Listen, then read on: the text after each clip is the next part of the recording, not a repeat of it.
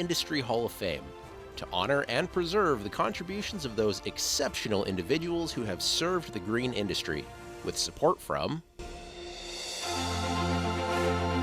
West Coast Arborists, a family-owned company providing professional tree maintenance and management services for cities and public agencies throughout California and Arizona.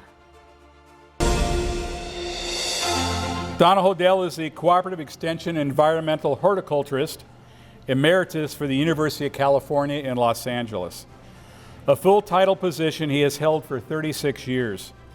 His research is in the area of selection, planting, and management of woody plants in the landscape, with a special emphasis on plant water use, trees, and palms.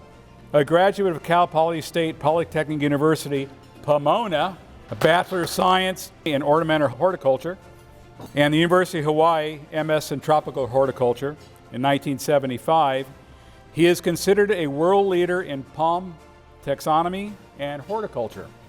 Mr. Donald Hodel.